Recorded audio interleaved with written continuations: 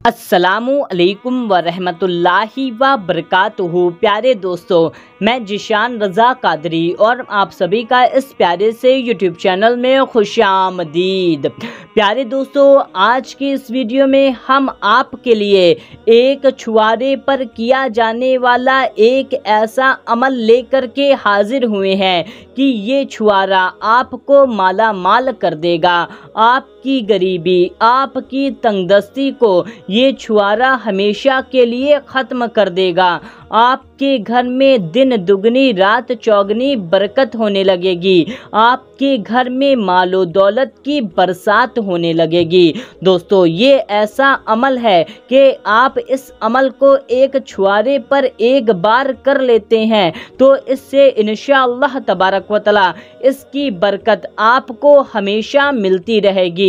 जब तक ये छुआरा आपके पास रहेगा तब तक आपको गरीबी आपके पास आ ही ना पाएगी, आपके पास तंगदस्ती आ ही ना पाएगी। दोस्तों, इस अमल की फजीलत ये है कि अगर आप इस अमल को करके इस छुआरे को अपने पास रख लेते हैं तो आपके पास मालो दौलत ऐसी ऐसी जगह से आएगा जहां से आपको गुमान भी ना था, जहां से आपने सोचा भी ना था। मालो दौलत आपको वहां से मिलेगी। कुछ मालो दौलत तो ज़मीन फाड़ करके आपको मिलेगी तो कुछ आसमानों के ज़रिए से बरस करके आपको मिलेगी। दोस्तों, अल्लाह तबारक व तआला हर शय पर कादिर है। वो जब चाहे जिसे चाहे कहीं से भी अता फरमा सकता है, उसकी कोई हद नहीं है। दोस्तों, आपके पास इतनी ज़्यादा मालो दौलत आने लगेगी कि आप चंद ही दिनों में मालामाल बन जाएंगे, चंद ही दिनों में आप लखपति करोड़पति बन जाएंगे। बस आज आपको इस अमल को एक बार कर लेना है। अगर आपके ऊपर कर्ज चढ़े होंगे तो आपके तमाम कर्ज उतर जाएंगे। अगर आपकी दुकान है जो चल नहीं रही तो आपकी दुकान चलने लगेगी। आपकी दुकान में इतने ज़्यादा कस्टमर आने लगेंगे कि आपकी दुकान में ग्राहकों की लाइन लग जाएगी। दोस्तों, अगर आपका कोई कारोबार होगा जो चल नहीं रहा होगा तो आपका कारोबार दिन दुगना रात चौगना चलने लगेगा।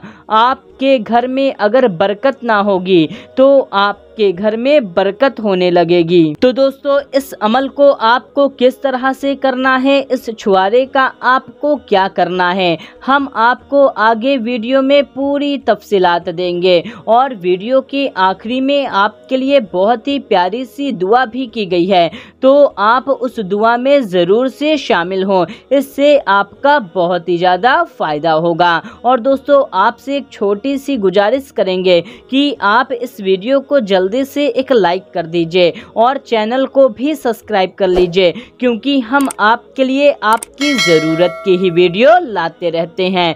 तो दोस्तों, आपका ज़्यादा वक्त ज़ाया न करके जल्दी से हम आपको बताते हैं आपको इस अमल को किस तरह से करना है। दोस्तों, जैसा कि आपको इसकी फजीलत तो समझ में आ ही गई है, बस आपको करना क्या है कि आपको एक छुआरा लेना है।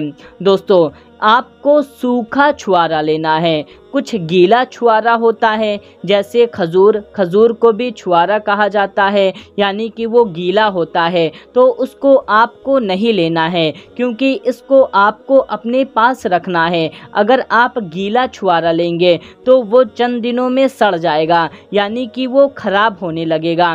तो आपको एकदम सूखा छुआरा लेना है। जो छुआरा सूखा होता है उस छुआरे को आपको ले लेना है और आपको एक काला कपड़ा लेना है। दोस्तों, काला कपड़ा आप कितना बड़ा ले सकते हैं, जितनी बड़ी आपकी हथेली होती है, यानी कि उंगलियों को छोड़ करके आपकी हथेली जितनी बड़ी है आप उतना छोटा सा एक काला कपड़ा ले लें।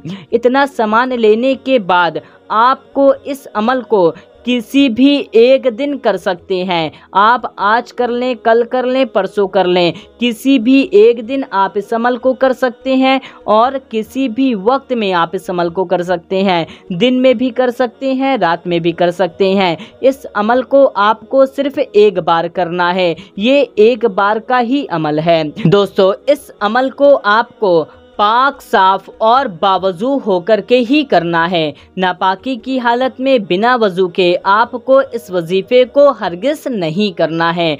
दोस्तों, इस अमल को करने के लिए आप क्या करें? अगर आपका वजू पहले से है तो अच्छी बात है, अगर आपका वजू नहीं है तो पहले आप अच्छे से वजू कर लें। वजू करने के बाद आप एक दर पर आराम से बैठ जाएं। आप किसी भी नमाज को पढ़ने के बाद इस अमल को कर सकते हैं। दोस्तों, बैठने के बाद आपने जो छुआरा लिया था और जो काला कपड़ा लिया था उसको अपने हाथ में रख लेना है।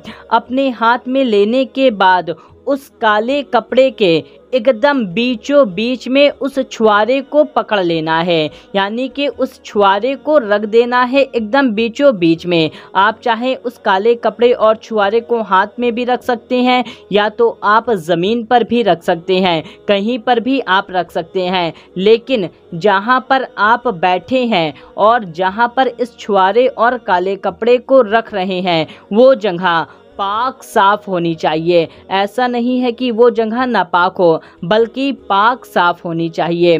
दोस्तों, उसको रखने के बाद या तो हाथ में लेने के बाद आपको इस अमल को पढ़ना है। इस अमल में आपको पढ़ना ये है कि आप सबसे पहले 11 बार दुरूदे पाक पढ़ लें। दुरूदे पाक आप कोई सी भी पढ़ सकते हैं, जो भी दुरूदे पाक आपको याद है। एक दुरूदे पाक हम आपको पढ़ करके सुना देते हैं। सल्लल्लाहु अलैहि व आलिहि वसल्लम। दोस्तों, ये सबसे छोटी दुरूदे पाक है, हम आपको एक बार फिर से पढ़ करके सुना देते हैं। सल्लल्लाहु अलैहि व आलिहि वसल्लम। दोस्तों, इस दुरूद पाक को भी आप पढ़ सकते हैं, वरना आपको जो भी दुरूद पाक याद है आप उस दुरूद पाक को सिर्फ 11 बार पढ़ लें। फिर आपको 90 बार इसको पढ़ना है, 90 टाइम्स। ला इलाहा इल्लल्लाहु, ला इलाहा इल्लल्लाहु। दोस्तों, हिंदी और इंग्लिश दोनों में हमने लिख दिया है। इसको आपको पूरा 90 बार पढ़ लेना है। 90 बार से ना ही आपको एक बार कम पढ़ना है और ना ही आपको एक बार ज़्यादा पढ़ना है। इसको आपको पूरा 90 बार पढ़ लेना है और फिर आपको आखिरी में 11 बार दुरूदे पाक पढ़ लेनी है। आखिरी में आप कोई सी भी दुरूदे पाक पढ़ सकते हैं। बस आपको इतना अमल पढ़ लेना है। इतना अमल पढ़ने के फ़ौरन बाद आपने जो कपड़ा लिया था और कपड़े के बीचों बीच में आपने छुआरा रखा था, उसी के ऊपर आपको दम कर देना है, यानी कि उसी के ऊपर आपको फूंक मारना है। इसको आपको एक बार इस अमल को करके एक बार आपको दम कर देना है। इसको दम करने के बाद आप उस कपड़े और छुआरे को उठा लीजिए। फिर उसको उसमें लपेट करके उसमें आप बिस्मिल्लाह शरीफ पढ़ते हुए एक गीठ मार दें। यानी कि आप जब गीठ मार रहे हैं तो आपको बिस्मिल्लाहिर्रहमानिर्रहीम पूरा पढ़ते हुए गीठ मार देना है। फिर आपको दूसरी गीठ मारनी है बिस्मिल्लाह शरीफ पढ़ते हुए, यानी कि दूसरी गीठ आप बिस्मिल्लाहिर्रहमानिर्रहीम पढ़ते हुए दूसरी गीठ मार दें। अब इसको गीठ मारने के बाद आप जहां अपना पैसा रखते हैं, यानी कि जो आपकी अलमारी है, अगर आप पैसा नहीं रखते, यानी कि कुछ लोगों की हालत ऐसी भी है कि उनके पास पैसे ही नहीं होते हैं, जो चंद पैसे होते हैं वो खर्च हो जाते हैं, तो आपकी जो अलमारी है आप उसमें इस छुआरे और कपड़े को रख दें।